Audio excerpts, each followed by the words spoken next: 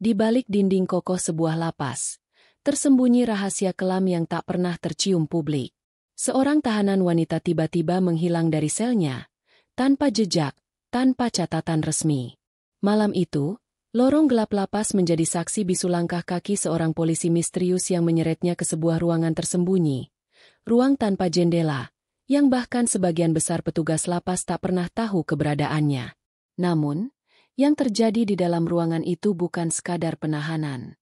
Ada koper hitam, ada orang-orang berkuasa, dan ada rahasia besar yang diperebutkan. Bagaimana nasib tahanan wanita itu? Siapa sebenarnya yang mengendalikan semua ini? Tuliskan pendapat kalian di kolom komentar. Siapa tokoh paling berbahaya dalam cerita ini menurut kalian? Pagi itu suasana lapas wanita Kertapati terasa biasa saja. Para tahanan sudah berbaris untuk pengecekan rutin. Petugas sipir memanggil satu persatu nama, mencatat kehadiran mereka di buku besar. Namun tiba-tiba, wajah sipir bernama Rudi tampak berubah tegang. Ia melihat ke daftar, lalu ke barisan tahanan, lalu kembali ke daftar. Rina Saputri. Mana Rina? Suaranya agak bergetar. Para napi saling berpandangan. Beberapa menggeleng pelan. Rina, tahanan muda berusia 27 tahun yang terkenal pendiam dan jarang bergaul, tidak terlihat dimanapun. Suasana mendadak sunyi. Hanya terdengar langkah kaki sipir yang cepat menuju ruang kontrol CCTV. Namun anehnya, rekaman semalam menunjukkan Rina sedang tidur di selnya. Tidak ada tanda-tanda ia keluar. Tidak ada pintu yang terbuka. Tidak ada teriakan minta tolong. Seorang napi tua, Bu Marni, berbisik pada teman di sebelahnya. Aku lihat tadi malam ada polisi keluar masuk blok ini, tapi bukan jam kunjungan, bisiknya. Kalimat itu membuat beberapa tahanan lain saling bertukar tatap penuh kecurigaan. Petugas lapas mencoba menenangkan semua napi, mengatakan bahwa Rina sedang dipindahkan sementara untuk pemeriksaan. Namun tak ada dokumen resmi, tak ada perintah tertulis dari pengadilan. Hanya sebuah pesan singkat yang datang dari nomor tak dikenal di ponsel kepala lapas. Jangan tanyakan soal Rina. Di luar pagar lapas, suasana tetap sepi. Tak ada yang tahu bahwa di balik dinding tua dan pintu besi berlapis kunci, ada sebuah ruang rahasia yang bahkan sebagian besar petugas lapas tidak mengetahuinya. Dan di dalam ruang itu, seseorang tengah duduk dengan tangan terikat, wajah pucat, dan mata penuh ketakutan. Di sudut paling belakang kompleks lapas, ada sebuah bangunan tua yang sudah lama tak dipakai. Temboknya mengelupas, pintunya berkarat, dan rumput liar tumbuh tinggi di sekitarnya. Bangunan ini konon dulunya adalah ruang arsip dan penyimpanan barang sitaan. Tapi beberapa tahun terakhir selalu terkunci rapat. Malam sebelumnya, saat semua tahanan terlelap, suara langkah sepatu bot terdengar menggema di lorong. Seorang pria berseragam polisi masuk dengan gerakan tenang namun tergesa. Wajahnya tertutup masker hitam, namun tanda pangkat di pundaknya jelas menunjukkan ia bukan sembarang anggota. Tanpa banyak bicara, ia membuka sel Rina, membungkam mulutnya dengan kain, lalu membawanya keluar lewat lorong belakang yang jarang dilewati sipir. Rina setengah sadar ketika tubuhnya diseret masuk ke bangunan tua itu. Di dalamnya, udara terasa pengap, bau debu dan karat menusuk hidung. Ruangan yang ia masuki benar-benar tanpa jendela. Hanya ada satu pintu besi di belakang yang terkunci dari luar. Di pojok ruangan, sebuah lampu kecil berayun-ayun, memancarkan cahaya redup kekuningan. Di depan Rina, berdiri sang polisi misterius itu. Tatapannya dingin, dan ia hanya berkata singkat, "Di sini, tak ada yang bisa mendengar teriakanmu." Kata-kata itu membuat darah Rina berdesir. Ia mencoba bergerak, tapi tali di tangannya terlalu kuat. Di luar ruangan, dua orang berseragam sipir lapas berjaga, tapi ekspresi mereka datar seolah sudah terbiasa dengan hal seperti ini. Tidak ada tanda kebingungan atau rasa iba. Semua seakan sudah diatur sejak awal. Dan di salah satu sudut tembok ruangan itu, tergantung sebuah kamera kecil. Lensa hitamnya terus merekam setiap gerak-gerik Rina. Entah untuk siapa rekaman itu akan dikirimkan. Rina duduk bersandar di dinding dingin. Napasnya tersengal. Ia mencoba mengatur perasaan, tapi rasa takut terus menghantam dadanya. Dari luar pintu, Terdengar suara percakapan pelan antara polisi yang membawanya dan seorang lelaki yang suaranya berat dan berwibawa. "Kamu yakin dia orangnya?" tanya suara itu. "Yakin, Pak. Semua sesuai ciri. Perintah Bapak jelas. Dia harus di sini sampai urusan selesai," jawab polisi itu cepat. Rina berusaha mengenali suara tersebut. Meski samar, ia merasa pernah mendengar nada bicara itu di ruang sidang saat ia pertama kali ditangkap. Rasa penasaran bercampur ngeri mulai menyelimuti pikirannya. Pintu besi terbuka. Seorang pria berbadan tegap masuk, mengenakan seragam rapi tanpa tanda nama. Wajahnya dihiasi senyum tipis yang terasa lebih menyeramkan daripada tatapan marah. Ia melangkah pelan, duduk di kursi di depan Rina. "Kamu tahu kenapa kamu di sini?" tanyanya datar. Rina menggeleng. Mulutnya kering, lidahnya keluh. Pria itu mencondongkan badan, berbisik nyaris tak terdengar. "Ada sesuatu yang kamu bawa, sesuatu yang bukan milikmu. Dan kami akan mengambilnya." Kalimat itu membuat pikiran Rina berputar cepat. Ia teringat sebuah flash disk yang secara diam-diam ia simpan sebelum masuk penjara, berisi rekaman dan dokumen yang menjerat beberapa nama besar. Flash disk itu bukan sekadar barang bukti, tapi kunci yang bisa membuka rahasia gelap di balik jaringan kekuasaan dan bisnis haram. Namun bagaimana mereka tahu ia masih menyimpannya? Dan apa yang akan mereka lakukan padanya jika mereka tidak menemukannya? Di luar ruangan, suara derit pintu besi lain terdengar. Langkah kaki beberapa orang semakin mendekat. Suara langkah itu berhenti tepat di depan pintu. Kunci berderit. Lalu pintu besi terbuka perlahan. Masuklah 3 orang berseragam berbeda. Satu berpakaian dinas polisi, satu mengenakan jas resmi dengan pin emas di dadanya, dan satu lagi berseragam militer lengkap. Aura mereka begitu berat, membuat udara di ruangan terasa menekan. Pria berseragam militer berdiri tegak di dekat pintu. Tangannya terkunci di belakang punggung, matanya awas mengawasi setiap gerak Rina. Sementara pria berjas melangkah maju, menatap Rina seakan ia hanyalah sekeping pion dalam permainan besar. "Dia ini, ya?" tanyanya kepada polisi yang menangkap Rina. "Benar, Pak. Dia satu-satunya yang tahu di mana barang itu disimpan," jawab polisi itu sambil menunduk hormat. Rina merasa tubuhnya semakin kaku. Ia sadar, orang-orang di hadapannya bukan sekadar petugas biasa. Mereka punya kekuasaan untuk membuat seseorang lenyap tanpa jejak. Dan sekarang, semua mata tertuju padanya.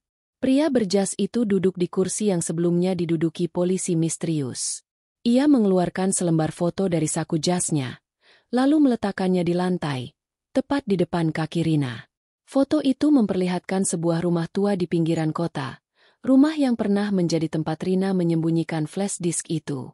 "Kami sudah memeriksa tempat ini," ucapnya pelan namun tajam. "Tapi kami tidak menemukannya. Jadi, di mana kamu menyimpannya sekarang?" Rina hanya menatap foto itu, mencoba mengendalikan napas. Ia tahu, satu kata yang salah bisa membuatnya tak akan pernah keluar dari ruangan ini. Tapi diam juga bukan pilihan aman. Dari sudut ruangan, terdengar suara pintu besi lain terbuka. Seseorang masuk membawa sebuah koper hitam besar. Koper yang tampaknya bukan untuk menyimpan barang, tapi untuk sesuatu yang jauh lebih menyeramkan. Koper itu diletakkan di atas meja besi yang ada di sudut ruangan. Bunyi kait logamnya saat dibuka terdengar nyaring, memantul di dinding-dinding sempit tanpa jendela. Rina menahan napas. Matanya tak lepas dari tangan pria yang membukanya. Di dalamnya, berderet alat-alat yang membuat bulu kuduk berdiri. Kabel-kabel listrik, tang berukuran sedang, obor portabel, dan beberapa benda kecil yang tak ia kenali tapi terlihat jelas bukan untuk tujuan baik. Bau logam bercampur minyak membubung dari dalam koper, menambah rasa mual yang sejak tadi ia tahan. Pria berjas memberi isyarat dengan anggukan kepala. Polisi misterius itu langsung meraih sebuah kursi, memindahkannya tepat di tengah ruangan, lalu menarik Rina untuk duduk di sana. Tali di tangannya diperiksa, ditarik lebih kencang. Rina meringis. Namun tak ada belas kasihan di wajah mereka. "Kami tidak punya banyak waktu," ucap pria berjas itu dengan nada tenang yang justru membuat suasana semakin mencekam. "Beritahu kami di mana barang itu. Atau kami akan membuatmu bicara dengan cara lain. Lampu redup di langit-langit berayun pelan, memantulkan bayangan bergerak di wajah Rina. Jantungnya berdetak begitu cepat hingga ia bisa merasakannya di telinga.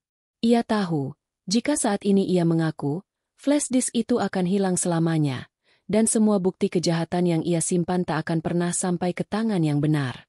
Tapi jika ia diam, mungkin nyawanya yang akan hilang malam ini. Suara klik terdengar. Polisi misterius itu menyalakan obor portabel. Nyalanya biru, mendesis pelan. Cahaya api itu menari di mata mereka, sementara koper hitam masih terbuka lebar, seakan menunggu giliran alat lain untuk digunakan. Dan di tengah keheningan tegang itu, dari luar ruangan terdengar suara langkah cepat seseorang, diikuti ketukan keras di pintu besi. Ketukan di pintu itu terdengar sekali lagi. Kali ini lebih keras. Semua orang di dalam ruangan saling berpandangan. Jelas tidak ada yang mengharapkan tamu. Pria berjas memberi isyarat pada polisi misterius untuk tidak membuka pintu dulu. Tapi suara dari luar membuat mereka terhenti. Ini darurat. Buka pintunya sekarang. Terdengar suara berat dengan nada memerintah. Pintu besi akhirnya terbuka. Masuklah seorang pria tinggi dengan wajah keras dan tatapan penuh curiga. Ia mengenakan jas hitam panjang, tanpa seragam. Namun semua orang di ruangan itu seketika menunduk hormat. Rina tidak mengenalnya. Tapi jelas orang ini punya otoritas lebih tinggi dari siapapun yang ada di sini. Apa yang kalian lakukan? Suaranya pelan namun mengandung ancaman. Tatapannya menyapu koper hitam, kursi, dan tubuh Rina yang terikat. Perintah langsung dari Bapak di atas. Jawab pria berjas. Mencoba terdengar tenang. Bapak di atas yang mana? Tanya pria berjas hitam itu. Nadanya dingin. Karena saya baru saja dapat kabar. Ada penyelidikan internal malam ini. Dan ruangan ini tidak ada dalam daftar protokol. Suasana mendadak kaku. Polisi misterius menutup koper hitam perlahan. Tapi pria berjas hitam itu mengangkat tangannya. Jangan tutup. Saya ingin melihat semuanya. Ia melangkah ke tengah ruangan, berdiri tepat di depan Rina. Tatapannya menusuk, tapi anehnya, bukan tatapan yang sama seperti orang lain tadi. Ada sesuatu di matanya, entah rasa kasihan, atau justru perhitungan yang lebih rumit. Namamu Rina Saputri? Tanyanya. Rina mengangguk pelan. Pria itu mendekat, lalu berbisik.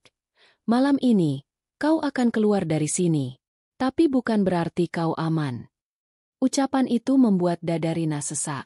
Ia tidak tahu, apakah ia baru saja mendapat penyelamat, atau masuk ke dalam jebakan yang lebih besar. Tanpa memberi kesempatan kepada siapapun untuk membantah, pria berjas hitam itu memberi perintah singkat. Lepaskan dia. Polisi misterius sempat ragu, melirik pria berjas. Namun satu tatapan tajam dari sang tamu membuatnya terpaksa memotong tali yang mengikat tangan Rina. Begitu tali itu terlepas, rasa perih di pergelangan tangannya langsung terasa, meninggalkan bekas merah yang membakar kulitnya. Pria berjas hitam itu menggandeng lengan Rina, membawanya keluar melewati pintu besi. Dua sipir yang berjaga menunduk, tak berani menghalangi. Lorong gelap dan berdebu itu terasa panjang sekali. Setiap langkah diiringi bunyi derit lantai yang memekakan telinga di tengah keheningan. Mereka tiba di sebuah pintu besi besar di ujung lorong. Pria itu mengeluarkan kunci dari saku jasnya, lalu membukanya. Di balik pintu, ada terowongan sempit dengan dinding bata lembab. Penerangan hanya dari beberapa lampu kecil yang redup. Suara tetesan air menambah suasana mencekam. Jangan bicara. Jangan melihat ke belakang. Ucapnya lirih namun tegas. Rina menuruti. Ia tidak tahu kemana terowongan ini akan membawanya. Tapi yang jelas ia sedang keluar dari tempat yang barusan hampir menjadi akhir hidupnya. Semakin jauh mereka berjalan, udara terasa sedikit lebih segar. Tanda bahwa pintu keluar sudah dekat. Akhirnya mereka tiba di sebuah pintu kayu tua yang langsung terbuka ke halaman belakang lapas. Tersembunyi di balik gudang kosong. Di sana sudah menunggu sebuah mobil hitam tanpa plat nomor. Pria berjas hitam itu membuka pintu belakang mobil, mempersilakan Rina masuk. Saat pintu mobil ditutup, ia menatap Rina untuk terakhir kalinya malam itu. Mulai sekarang, nyawamu ada di tangan yang tak terlihat. Jangan pernah mengira kau bebas. Mesin mobil menyala, meninggalkan halaman gelap itu. Dari balik kaca, Rina melihat siluet pria berjas hitam masih berdiri, tak bergerak, hingga mobil menghilang di tikungan. Di dadanya, rasa lega bercampur ketakutan membentuk satu perasaan yang sulit dijelaskan. Ia telah keluar dari ruang rahasia itu. Tapi ia tahu, babak yang lebih berbahaya baru saja dimulai.